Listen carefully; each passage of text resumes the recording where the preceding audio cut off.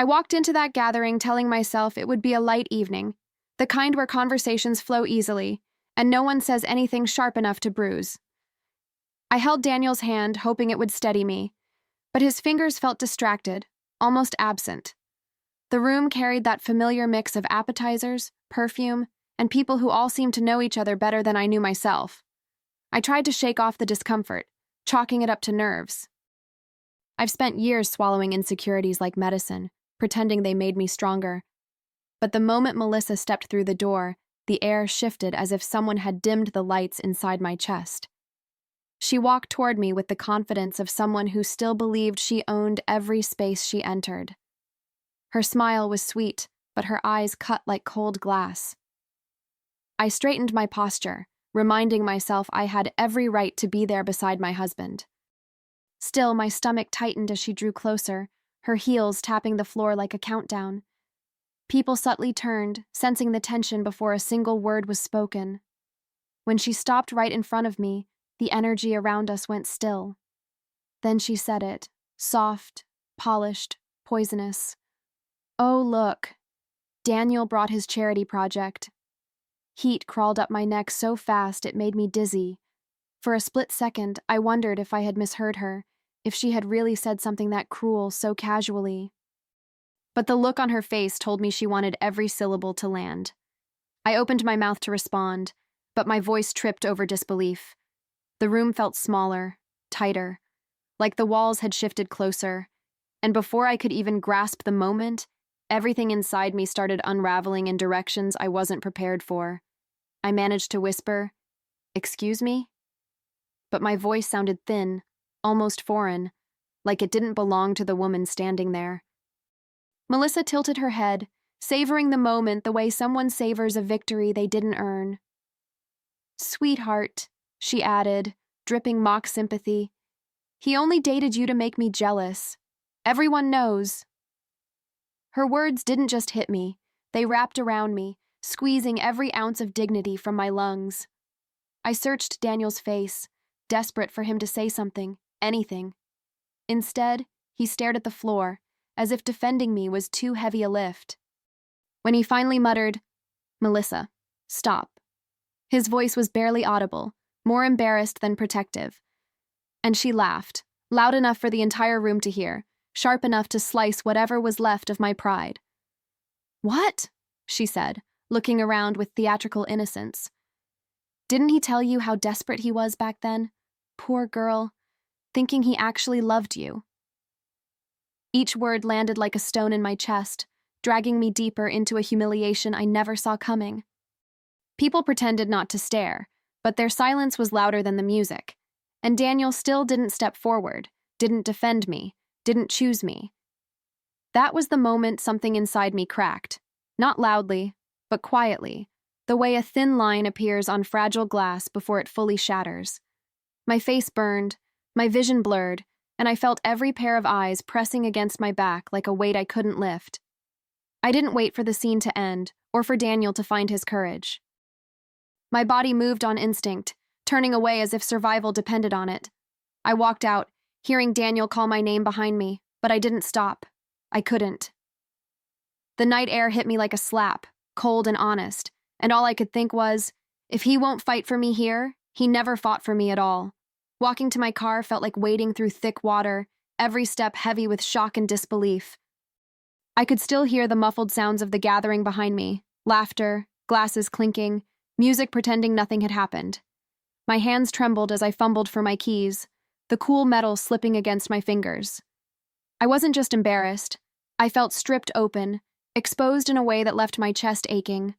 I kept replaying Daniel's silence, wondering how a single moment could confirm every quiet fear I'd ever had. It was as if Melissa had spoken aloud a truth my heart already suspected. The streetlights blurred as I got into the car, the brightness turning into streaks through the tears I hadn't even realized were falling. I rested my forehead on the steering wheel, trying to steady my breathing, but the words "charity project" echoed louder than my heartbeat. How many people believed that? How many of them looked at me with pity, thinking I didn't belong beside him? A painful mix of anger and humiliation surged through me, twisting into something sharp. I wasn't sure which hurt more, Melissa's cruelty or Daniel's silence. Maybe they stung for different reasons, but together they made me feel small. When I finally lifted my head, I felt a shift, subtle but real, like the first crack of dawn. I wasn't sure what it meant yet, only that something inside me refused to stay frozen in that moment. I turned on the engine, letting the hum ground me, letting the darkness outside feel like a place to hide and breathe. As I pulled away from the curb, I knew one thing with aching clarity. Tonight had opened a door I couldn't close, and whatever waited on the other side was already pulling me toward it. I drove without really seeing the road, my mind spinning in tight, painful circles. By the time I pulled up at Jenna's apartment, my body felt hollow, like I'd left pieces of myself back at that gathering. The moment she opened the door, the warmth of her home hit me. The soft lights, the faint smell of vanilla candles, the comfort I didn't know I was craving. And just like that, the tears I'd been holding back tore their way out. I collapsed into her arms, my breath shaking, my voice barely forming the words I needed to say. Melissa said he dated me just to get back at her, and he didn't deny it. Jenna guided me to the couch with that gentle firmness only a best friend knows how to use. Her eyes kept scanning my face, as if she was bracing for the weight of my next words. When she finally said, "Vic, you need to sit down," something cold slid down my spine. I wiped my face with trembling hands, trying to prepare myself, even though I had no idea what was coming. "What?" "Tell me," I begged, already fearing she would confirm the one truth I wasn't ready to face. Jenna hesitated, really hesitated, and in that hesitation, my heart started to break even before she spoke. "When you two started dating," she said slowly, carefully, "Daniel did tell people he was finally going to show Melissa what she lost. I didn't want to tell you because you were happy." Her voice cracked near the end, like she hated being the one to hurt me, even if the pain wasn't hers to give. The room seemed to tilt, the air thinning as my mind tried to hold on to something solid, but everything felt slippery, unstable, like the floor beneath me had quietly given way. "So he never really wanted me," I whispered, the words tasting raw and unfamiliar, as if they belonged to someone else's heartbreak. Jenna's face softened with a mix of guilt and sympathy, the kind that tells you someone has been carrying a secret they never wanted to hold. "I think he grew to care," she said gently. "But yes, in the beginning, it was spite." Hearing that word, spite, hit me like a second betrayal layered on top of the first. I felt my breath catch, like my lungs didn't know whether to inhale or collapse. My hands shook as I pressed them against my knees, trying to anchor myself to something real. But nothing felt real. Not my marriage, not my memories, not the man I thought I knew. I stared at the floor because looking at Jenna meant facing the truth reflected in her eyes, and in that silence, pieces of my past with Daniel rearranged themselves in painful clarity. The insecurity I never admitted out loud suddenly made sense. The emotional distance I had blamed on stress now looked like something far deeper. The way he always mentioned his past, casually at times, wistfully at others, felt like a warning I had never recognized. I remembered how he said I made him feel chosen, but now it seemed more like I had been convenient. A placeholder. A message he wanted someone else to read. My chest tightened, the kind of ache that feels like it might split you open from the inside. "Everything makes sense now," I whispered, not sure if I was talking to Jenna or to the version of myself who still wanted to believe Daniel chose me honestly. My mind replayed every moment I'd felt like second place, every time I'd wondered if he was fully present, fully mine. It all flooded in at once, raw and heavy, like a storm that had been building for years. And in that moment, I realized something painful. Sometimes the truth doesn't just crack you open, it rewrites everything you thought you were living. I lifted my hands to my face, feeling the warmth of my tears as they slipped down, each one carrying years of questions I had never dared to voice. Jenna sat quietly beside me, giving me space to fall apart without trying to stitch me back together too soon. The room felt smaller, almost suffocating, as if my body was trying to contain an entire earthquake. My heart thudded hard, not from anger but from the painful clarity of finally seeing what had been in front of me all along. "Was I really that blind?" I whispered, voice cracking. And God, it hurt to even ask that. Jenna reached out, placing her hand gently over mine, a small gesture, but one that steadied me more than she knew. "You weren't blind," she said softly. "You were in love. And love makes us hopeful, not foolish." Her words settled over me like a warm blanket and a sharp blade all at once. Part of me wanted to believe her, to forgive myself for not noticing the signs. But another part felt betrayed by my own heart, wondering why it had worked so hard to protect a lie. I leaned back against the couch, staring at the ceiling, trying to slow the swirl of thoughts threatening to drown me. As the quiet stretched between us, something inside me shifted. Subtle, almost imperceptible, but powerful enough to change the air around me. It wasn't acceptance, not yet, and definitely not peace. It was the awareness that a truth like this doesn't simply hurt. It transforms you. It forces you to see yourself differently, to confront the parts of your life built on sand instead of stone. And as I wiped the last tear from my cheek, a new question formed in my chest, pulsing with equal parts fear and determination. What am I supposed to do with a truth that changes everything? Driving home that night felt like heading straight into a storm I wasn't ready to weather. My hands gripped the steering wheel so tightly my knuckles ached, as if holding on harder could somehow keep me from falling apart. When I finally pulled into the driveway, the house looked unfamiliar, like a place that held someone else's life. I sat there for a moment, breathing in the quiet, feeling the weight of everything Jenna had told me settle into my bones, and then I saw him through the window, pacing the living room like a man afraid of his own shadow. My heart hammered, not from love, but from the need for answers. The moment I stepped inside, Daniel rushed toward me, his voice shaky with relief. "Vic, thank God. Listen, I'm sorry about Melissa. She's impossible sometimes." He spoke quickly, like an apology could erase the humiliation, the truth, the years of wounds I hadn't realized were bleeding. His face carried worry, regret, maybe even fear, but none of it mattered if it didn't come with honesty. I stood there, my body still, my heart trembling, and I realized he had no idea what I knew. He thought tonight was about Melissa's cruelty. He didn't understand that she had only ripped open a door he built. So I cut through his rambling with a single question, one that held every fracture inside me. "Do you love me?" The words came out softer than I expected, almost fragile, as if they were afraid of the answer, too.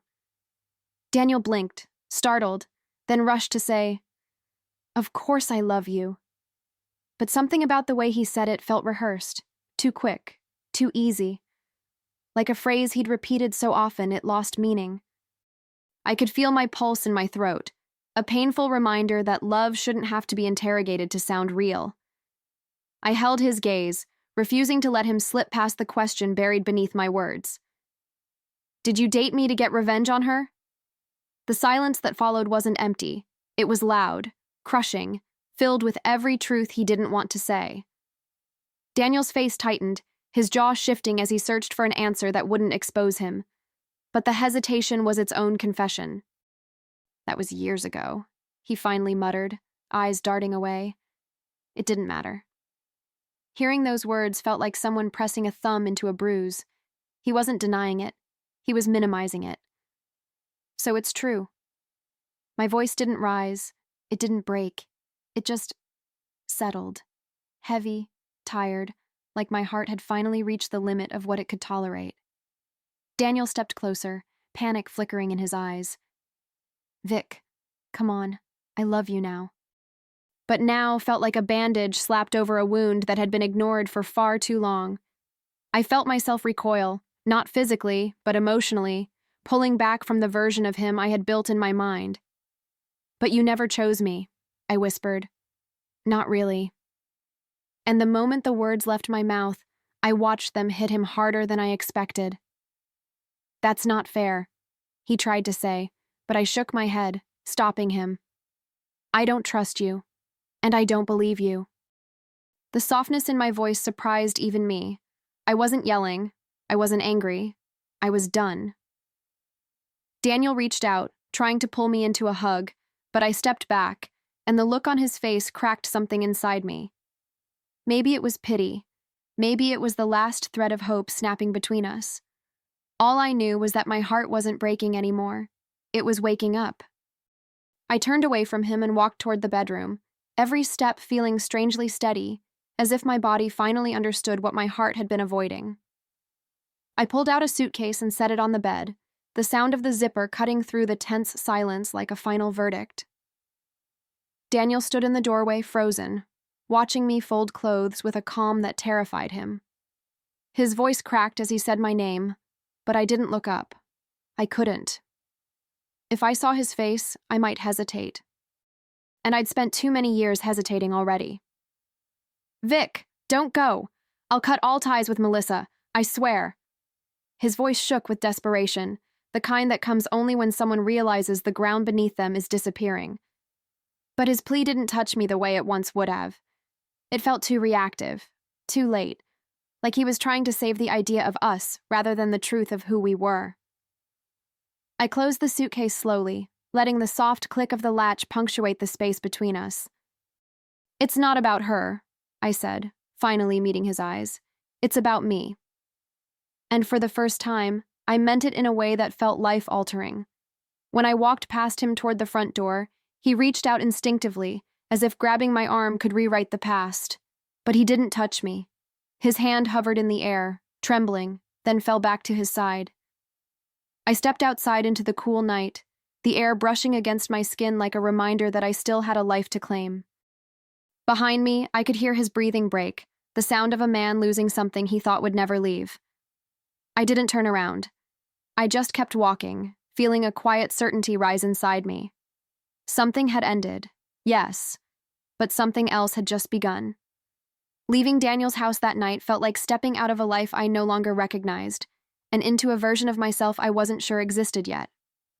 For days, I moved through the world in silence, letting the shock settle, letting the truth find its place inside me. People think anger is loud, explosive, but mine wasn't. It was quiet, almost surgical, carving away everything that no longer deserved space in my life. And once the numbness faded, a strange clarity rose up, steady and sharp. I didn't want to scream. I didn't want to expose him. I didn't want revenge the way movies portray it. I wanted something far more haunting. One morning, as sunlight filled my new apartment, I realized the most powerful revenge wasn't destruction, it was evolution. Becoming someone he would never have again, someone he would regret losing every time he closed his eyes. So I made a promise to myself.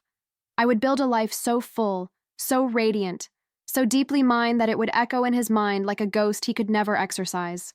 Not out of spite, not out of hate, but because I deserved to feel whole again. And if that wholeness kept him awake at night, questioning everything he threw away, well, that was just a consequence he earned. So I started small.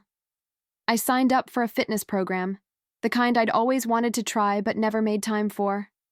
I bought new running shoes, laced them with a sense of purpose, and felt the ground beneath me shift as I took my first real step forward.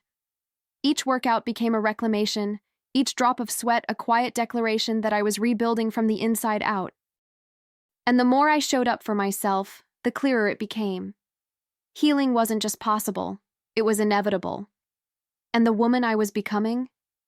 She was nothing like the version he thought he could break. Soon, the changes became bigger, bolder, almost addictive in the best way. I signed up for salsa classes, something I'd secretly dreamed of for years, but always convinced myself I didn't have time for. The studio smelled of citrus cleaner and warm wooden floors, and the music vibrated through my chest like a heartbeat I had forgotten was mine. At first I moved awkwardly, self-conscious, unsure. But then something clicked. My hips loosened, my smile returned, and for the first time in a long time, I felt alive instead of merely functioning. Every spin, every step whispered the same truth. I was coming back to myself. I changed my hair next, not dramatically, but intentionally. A fresh cut, lighter layers, a softness around my face that made me feel like I was shedding an old skin. People noticed. They complimented. They asked what had changed, and I would smile, offering answers like, "Just needed a refresh." But beneath those simple words was a deeper shift. one that no one could see unless they looked closely. I was no longer shrinking myself to fit into someone else's story. I was writing my own. And each time I caught my reflection, I saw a woman who wasn't surviving heartbreak. She was transforming because of it. Then I started volunteering. Saturdays at the community center, afternoons helping organize donations, moments filled with laughter and gratitude instead of tension and waiting. It grounded me. It reminded me that life could be generous, that people could be kind, that my heart still had the capacity to give without expecting anything in return. And somehow, while I wasn't paying attention, joy began slipping back into my life in small, consistent doses. The kind that didn't feel forced or performative. The kind that felt like truth. Before long, I found myself posting little glimpses of my new life. Nothing dramatic, nothing pointed. Just quiet, honest snapshots. Me laughing with new friends. Me leaving a dance class glowing with sweat. Me sitting in a cafe with sunlight warming my shoulders. And every caption carried a soft truth, the kind that speaks louder than shouting ever could. Sometimes losing something is the universe protecting you. Grateful for the lessons that pushed me into becoming this version of myself. They weren't about him directly, but they didn't need to be. Anyone who knew. And that was the beauty of it. I wasn't dragging him publicly. I wasn't telling my side of the story. I wasn't painting him as the villain. I didn't have to. People drew their own conclusions from what they saw and what they didn't. The messages started trickling in. You look so happy. Something about you is different. Whatever you're doing, keep doing it. And deep inside, I felt that warm spark. Validation, yes, but also liberation. My happiness was mine again. My life was mine again. And every joyful moment I shared was a reminder, to him, and maybe even to me, that I had risen from something meant to break me. Daniel saw every post. I knew he did. His text started out cautious, then confused, then desperate. Why do you look happier without me? Were you pretending when you loved me? Did I ever matter? And finally, the one message that told me everything I needed to know. I can't stop thinking about you. I replied only once, choosing my words like someone placing the final piece of a puzzle. You taught me exactly who I should never settle for. And after sending it, I felt a quiet satisfaction settle over me. The kind that wasn't cruel, just honest. The kind of truth that lingers. Months slipped by, and with each passing week, I felt myself settling deeper into the life I had built. Steady, peaceful, beautifully mine. So when Daniel reached out begging to meet, I felt nothing sharp.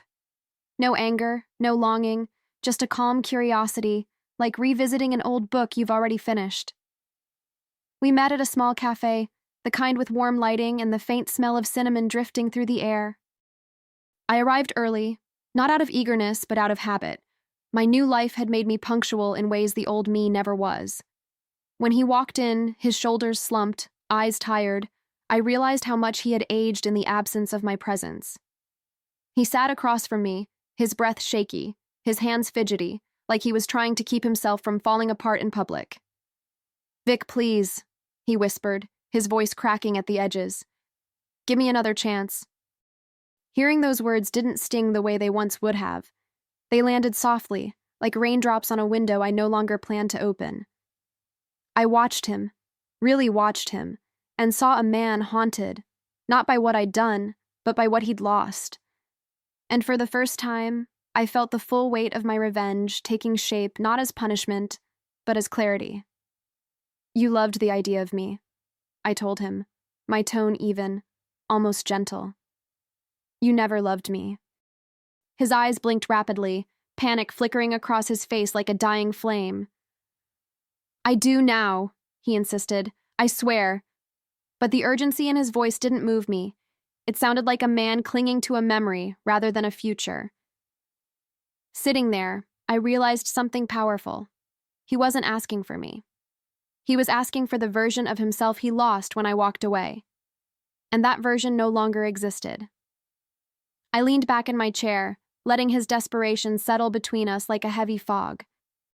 There was a time when seeing Daniel like this would have shattered me, would have sent me spiraling into guilt or second-guessing. But now it felt like watching the ending of a story I had already healed from. "You only want me because I don't want you," I said softly, not to hurt him, but because it was the truth sitting plainly in front of us. His breath hitched, as if my words had found the last intact part of his pride. And for a moment, he looked at me like he was seeing me clearly for the first time. "I'll do anything," he whispered, his voice trembling, raw, broken. "Please, Vic." But I could see it now. He wasn't promising change. He was begging for relief from the regret eating him alive. I let a small, tender smile touch my lips, not mocking, not triumphant, just honest. "You already did," I told him. "You pushed me into the best era of my life." His face crumpled, confusion and pain twisting together, because he realized my healing wasn't a reaction. It was a transformation he had unintentionally fueled, and that was a truth he didn't know how to hold. I stood slowly, feeling the strength in my spine, the grounded confidence in my chest. "Thank you," I said, my voice soft but unwavering, "for motivating me to become someone you'll never have again." His shoulders collapsed, his hands falling uselessly into his lap, as if the weight of my words stole whatever was holding him upright. For a heartbeat, I watched him. The man who once made me feel small, now shrinking inside his own regret. Then I turned and walked away, leaving him in the quiet corner of that cafe, alone with the ghost of everything he'd taken for granted. As I stepped out of the cafe, the cool air wrapped around me like a quiet affirmation that I had finally crossed a line I was never meant to return to. Behind me, I could almost feel Daniel sinking into that chair, realizing the conversation wasn't a pause in our story, it was the final page. I didn't look back. I didn't need to. The heaviness that once lived in my chest was gone, replaced by a calm so steady it felt like freedom. I walked down the street with the slow confidence of someone who had reclaimed every piece of herself. And for the first time in years, my heart felt entirely mine. Over the next weeks, I heard from mutual acquaintances that Daniel wasn't doing well. They said he looked drained, unfocused, lost. The kind of loss that makes a person wander through their own life like a stranger. I didn't celebrate it, but I didn't mourn it either. Actions have echoes, and his had finally returned to him. Sometimes I'd picture him sitting alone at home, scrolling through old photos, replaying moments he once dismissed. That was the real consequence, not my happiness, but his awareness of the role he played in losing it. Regret is a long sentence, and he was only at the beginning. And while he unraveled, I kept rising. My routines, my friendships, my laughter, everything felt brighter, clearer, no longer tangled in the question of whether I was enough for him. I knew now that I had always been enough, more than enough. He just never saw it. Walking through the world with that truth felt like stepping into sunlight after years of shade. And deep in my chest, a quiet certainty settled. My revenge was never about destroying him. It was about becoming unforgettable, to the man who only realized my worth when I finally walked away.